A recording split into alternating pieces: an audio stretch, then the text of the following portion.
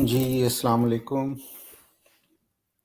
आप मुझे सुन वालेकुम पा रहे हैं? सलाम। जी, जी।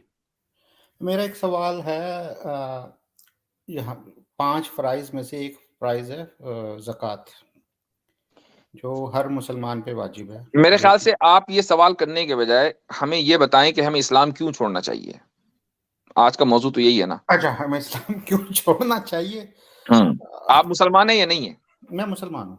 आप मुसलमान हैं, चलें फिर हाँ, ठीक है, फिर ये सवाल आपसे नहीं होगा चूँकि हाँ, आप क्यूरियस जॉर्ज का जो नाम लगा कर आए हैं, हाँ, तो हाँ। उससे हमें लगा कि आपकी क्यूरियोसिटी इस्लाम के ताल्लुक से है। मुझे नहीं पता था कि आप प्रिंस जॉर्ज के बारे में क्यूरियस हैं। नहीं, नहीं, मैं क्यूरियस जॉर्ज जो कैरेक्टर है, बच्चों को जो किताबों में होता है, वही जी, जी, जी। और ये बहुत लॉजिकल फिट बैठता है कि क्यूरोसिटी है हम में। और मेरा चलें एक सवाल ये भी है हो सकता है कि 90% मुसलमान ये मेरे पास कोई स्टैटिस्टिक्स नहीं है, एक अंदाज़ा है, ऊपर-नीचे भी हो सकता है। वो मुसलमान जो पैदा होते हैं हिंदुस्तान, पाकिस्तान में, बांग्लादेश इस खित्ते में, उनको 90% इस्लाम नहीं पता। चलें ज ख़ैर ये तो एक अलग मौज़ू है, आप सवाल कर रहे थे वो कर लीजिए। सवाल मेरा ये था कि ज़कात सब पर फ़र्ज़ है। और ज़कात की जो हिस्ट्री मतलब इस्लामिक उसमें जो पैगंबर ने हमारे पैगंबर ने जो हमें ये हिदायत दी, उसकी क्या वजूहात थी और उसका आज के कॉन्टेक्स्ट में यानी कि हम टैक्स भी देते हैं, हम गवर्नमेंट को भी टैक्स देते हैं। अगर ये लॉजिक है कि भई उस ज़माने में उसको चलाने के लिए रियासत को चलाने के लिए ये वाजिब किया गया लोगों पे कि आप ये दीजिए। तो क्या ये डबल टैक्सेशन नहीं है मुसलमानों के ऊपर? आप जिस मुल्क में रह रहे हैं, हर मुल्क में टैक्स है। मुफ्ती साहब, मुफ्ती शमाइल साहब या कोई और साथी अगर जवाब देना चाहें तो दे दें। जी मुफ्ती साहब, कुछ बातें अर्ज़ कर दूँ। कोरिस जॉर्ज साहब, आपने कॉर्पोरेट मतलब वेलफेयर वहाँ काम होता है, उसके बारे में आपने कुछ सुना है? एक यानी कि उसको कुछ हाँ, हाँ, मैंने सुना है, सब कुछ सुना है, जी, सब पता है मुझे। तो वो क्या होता है, कुछ अंदाज़ा है आपको? जैसे मैं अमेरिका में रहता हूँ, ठीक है? जी, जी। मेरे वालिदैन और मुझे कोई शर्म की बात नहीं आपको बता रहा हूँ, मेरे वालिदैन यहाँ हैं, यूएस सिटीज़न नहीं, हैं। नहीं, मैंने जो वो मैं कॉर्पोरेट के हाँ, हवाले और से हम पूछा नहीं कि मैं बता रहा हूँ उनको इमदाद मिलती है गवर्नमेंट से। मैं आपको साफ बता रहा हूँ ना इसमें। और मैं इतना टैक्स देता हूँ, अगर गवर्नमेंट मुझसे टैक्स ना दे, तो मैं उनका खर्चा उससे बेहतर उठा सकता हूँ। समझे ना आप? नहीं, नहीं, आपने समझा नहीं, फिर चलें हाँ, छोड़ें इसको। हाँ, हाँ, बेसिकली होता है कि कॉर्पोरेट में जो काम करते हैं ना, उनको अपने टैक्स के अलावा जो है, उनको हाँ, मतलब गरीबों के वेलफेयर के लिए 2.5% देना होता है, ये हाँ, कॉर्पोरेट के अंदर। हाँ, तो ये चलें, मुझे पता तो है। खैर छोड़ दें। तो तो ये वो जो असल में ज़कात है इंडिया ना, का कानून है आसिफ जी, जी, भाई, मैं वो इंडिया की यूएस बात में कर रहा नहीं। हूँ। जी। जी, जी, मुझे लगा कि शायद ये भी यानी नहीं, इस मैं खित्ते अमेरिका से की बात ताल्लुक कर रहा रखते हूँ, हैं। जिस मुल्क में मैं रहता हूँ, मैं चलें, इस चलें, मुल्क खैर का कोई नहीं, कोई नहीं। सिटीज़न हूँ, तो मुसलमान हूँ, चलें, टैक्स देता हूँ, मेरे जी, जी, टैक्स के ठीक, ठीक, पैसे से बेहतर। मेरे माँ-बाप को दिया जा रहा है और हज़ारों लोगों को दिया जा रहा है। जी, और मुझे सहूलियात भी दी जा रही हैं, यानी कि मेरे घर जी, के जी, आगे मैं सब सड़क है, समझ गया मैं पानी अब है, उसको। सीवर है, सब कुछ है, ये वो जो मेरे टैक्स के ज़कात है पैसे ना, से। ज़कात असल में उसके जो मवाक़े भी हैं कि हुँ, कहाँ-कहाँ इस्तेमाल होता है, हुँ, वो कुरान में बयान हुए हैं। हुँ, 8 मवाक़े हैं।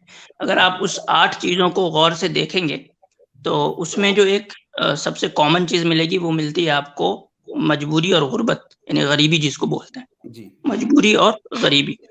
तो ज़कात इसलिए नहीं है कि ज़कात के पैसे से जो है वो स्टेट जो है वो आपके वेलफेयर के लिए काम करे, मस्जिद बनाए, ठीक है?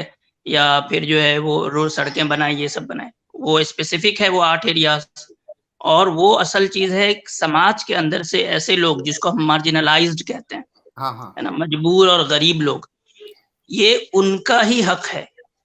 स्पेसिफिकली उनका हक है। ये हम जैसे या करोड़पति या लखपति लोगों जैसे लोगों के लिए नहीं है ज़कात। तो जी, जी। ज़कात का मेन इंटेंशन ये है कि दुनिया के अंदर या इस्लामिक स्टेट के अंदर उसका कोई भी जो सिटीज़न है, जो मुस्लिम सिटीज़न है, वो गरीब ना रहे। उसको सही बात। एलिवेट किया जाए उसके इकोनॉमिक कंडीशंस को। सही, ये सही। इसका असल पर्पस है ज़कात का।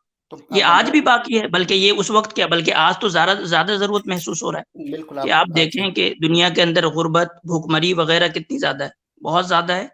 तो ज़कात के सिस्टम को ही यानी कि ये जो कॉर्पोरेट का जब मुझे पता चला कि 2.5% उनको गरीब लोगों की वेलफेयर के लिए देना पड़ता है, तो मैं बहुत चौंक गया कि परसेंटेज भी उन्होंने 2.5 ही रखा है। मतलब पूरा का पूरा जो है ज़कात के सिस्टम को इन्होंने मॉडर्नाइज़ करके कॉपी करने की कोशिश की है इंडिया में। तो उसकी जो रिलेवेंसी है वो आज के ज़माने में बहुत ज़्यादा है और इसको लोग अलग-अलग कंट्रीज़ अलग-अलग तरीके से कबूल करके उस पे काम भी कर रही है। अब सुने आप मेरी बात, अगर मुझे 5 मिनट आप दे दें। 5 मिनट बहुत ज़्यादा है, 2 मुख्तसरन मिनट जो है आप चलें अपनी 2 बात रखें। मैं मैं क्यूरियस अमेरिका, जॉर्ज साहब, मैं कनाडा, आपकी बात ये मैं समझ गैर गया आपकी मुस्लिमों बात। की, गैर एक मुस्लिमों का मिनट मुल्क एक है ये। मिनट एक मिनट एक मिनट मैं आपकी बात समझ गया। आप ये कह रहे हैं कि जब हम ऑलरेडी गवर्नमेंट को दे रहे हैं पैसे और गवर्नमेंट उन्हीं जगहों पर खर्च कर रही है, आपने जी, वालदेन का की मिसाल इसीलिए दी, तो फिर हाँ, अब हमें ज़कात देने की जरूरत क्या है? जी, उन्हीं गरीबों को, नादारों को ऑलरेडी गवर्नमेंट दे रही है मेरे टैक्स के पैसे से, यही तो आप कहना चाह रहे हैं ना? जी, जी, जी, तो लिहाजा मुझे मजीद 2.5% देने की क्या जरूरत है? जी। बात ये है ना? ये अभी अभी फिलहाल इसको रखते हैं, हाँ, यही बात है इसी अभी। को रखते हैं, चलिए ठीक है। देखें, सबसे पहली बात तो ये है कि ज़कात के टैक्स का जो रिसिपिएंट है, टैक्स के जो बेनिफिट्स का रिसिपिएंट है, वो कोई भी हो सकता है, मुस्लिम या गैर मुस्लिम। ज़कात के बेनिफिट्स का जो रिसिपिएंट होगा वो सिर्फ और सिर्फ मुसलमान होगा। अगर मान लीजिए आप किसी मुल्क में रहते हैं और उस मुल्क की हुकूमत ये तय करे कि भाई मुसलमानों से हम 2.5% एक्स्ट्रा टैक्स लेंगे और वो सिर्फ और सिर्फ मुसलमानों के वेलफेयर, जो गरीब मुसलमान हैं, जो इस पॉवर्टी लाइंस के नीचे रहते हैं, हम उसमें उन पर खर्च करेंगे। ठीक है? तो अब हुकूमत ने आप जो मालदार लोग हैं उनसे पैसा वसूल किया और गरीबों को दे दिया। यही इस्लामी कॉन्सेप्ट है। इस्लामी हुकूमत यही काम करती है। तो कोई भी हुकूमत ये काम करेगी तो ज़कात अदा हो जाएगी। लेकिन हो क्या रहा है, जब हम मगरिबी ममालिक में रहते हैं, इंडिया या जहां भी जमहूरियत है, वहां पर हमारे पैसे लेकर सिर्फ मुसलमानों को नहीं दिए जाते, वो गैर मुस्लिम को भी दिए जाते हैं, मुसलमान को भी दिए जा सकते हैं। लिहाजा हमारी ज़कात अदा नहीं होती, चूंकि ज़कात का जो रिसिपिएंट है वो सिर्फ और सिर्फ उसका मुसलमान होना जरूरी है। पहली बात तो ये है।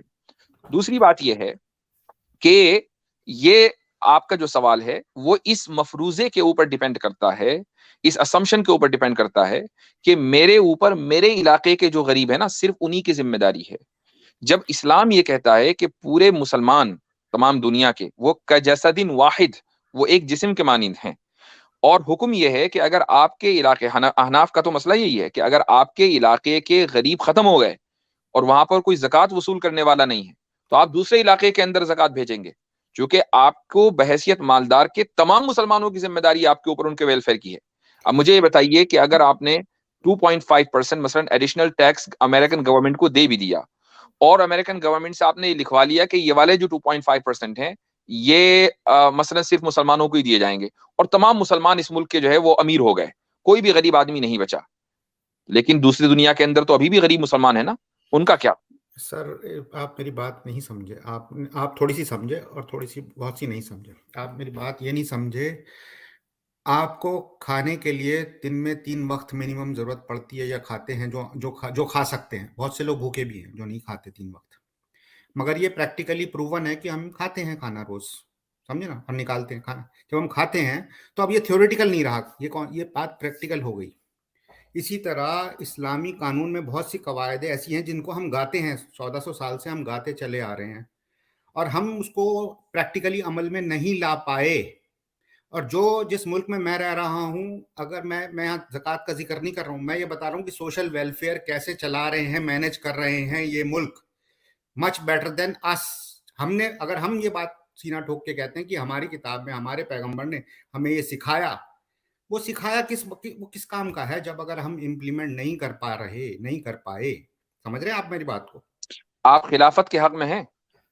मैं नहीं हूँ खिलाफत के हक में, मैं तो नहीं हाथ कटवाऊंगा। समझे ना? क्यों? है, ज़कात के हक में है, हुदूद के हक में नहीं है।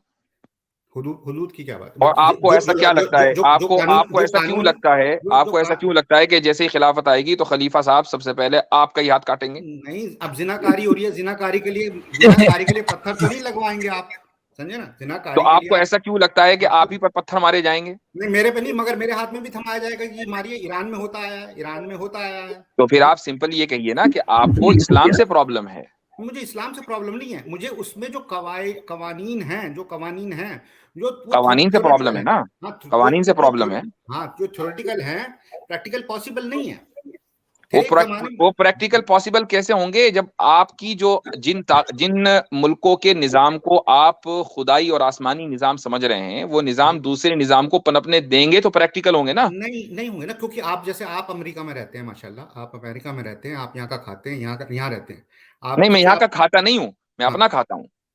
यहाँ कमाते हैं, रोजी आपकी यहीं चलती है ना, यहीं से आपको अल्लाह देता है, अल्लाह देता है, जो बाइडेन कोई देता है। अल्लाह बिल्कुल देता है। आप सिटीजन है, यूएस सिटीजन है या नहीं? मैं यूएस सिटीजन हूँ, बिल्कुल। आपने शायद ध्यान से वो नहीं पढ़ी जब आपने ओथ ली थी, आपने उसके लफ्ज बाय लफ्ज ध्यान से नहीं सुने। कलमा आपको याद है बिल्कुल लफ्ज बाय लफ्ज, मगर उस ओथ को आप अगर ध्यान से सुनते तो आपको या तो वो ओथ नहीं लेते कि मुझे नहीं बनना सिटीजन, या उसके मायने आपके जिस्म में, दिमाग में, दिल में नहीं उतरे। अच्छा, एक मिनट, ये थोड़ा सा मतलब बहुत ज्यादा ही डिस्कशन। ये ज्यादा नहीं, ये इसी तरह का डिस्कशन होना चाहिए जिसमें आप प्रैक्टिकल बात करें। थ्योरेटिकल तो हमें सबको पता है कि एवरीथिंग इज सो नाइस। मैं वही कह रहा हूं कि प्रैक्टिकल बात करने के लिए जो जिन ताकतों को आपने माई बाप बनाया हुआ है वो उसको मौका कहाँ दे रही, इसीलिए मैंने खिलाफत की बात पूछी आपसे।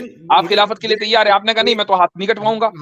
जब अगर ये जो प्रैक्टिकल निजाम है ये खिलाफत ही के तहत मुमकिन है तो हमें इनकी बात नहीं करनी चाहिए ना, जब कहीं खिलाफत है नहीं। इवन सऊदी अरेबिया में नहीं है। अभी आपको पता है कितना न्यूज में आया कि जी हैलोवीन के लिए उन्होंने मुफ्ती साहब, मैं समझ गया बेसिकली ना, ये समझ रहे हैं, मैं अब समझ गया। ये समझ रहे हैं कि ज़कात जो है ना वो पूरा सोशल वेलफेयर है, वैसा नहीं। उसके दो एस्पेक्ट है। नहीं, मैं इनको एक बात, नहीं, एक मिनट रुक जाइए आसिम भाई, मैं ये सब में जवाब देना, हमें बात नहीं करनी चाहिए। हम बात क्यों ना करें? जब आपके सामने खिलाफत की बात आएगी तो आप ये कहेंगे मैं हाथ नहीं कटवाऊंगा। आप जैसे लोग खिलाफत के मुखालिफ होंगे तो हम तो बात करेंगे। हम पैदा नहीं हुए ना, हम खिलाफत वाले मुल्क में पैदा नहीं हुए। अगर हम बदकिस्मती से नहीं तो आप होने भी नहीं तो नहीं दे रहे हैं ना, आप खिलाफत कायम नहीं होने दे रहे हैं, आप जैसे मुसलमान। नहीं, हम जैसे मुसलमान नहीं कायम होने दे रहे। आप देखिए ना, आप यहाँ क्योंकि आपने फौरन ये पिक्चर बनाई कि जैसे ही खिलाफत आएगी मेरा हाथ कट जाएगा। मैं कह रहा हूं कि आपका हाथ क्यों कटेगा? इसका मतलब ये हुआ कि आपको प्रॉब्लम इस्लामी कवानीन से है। हाथ कटने का हुक्म तो कुरान ने दिया है, आपको कुरान से प्रॉब्लम है, ये कहिए।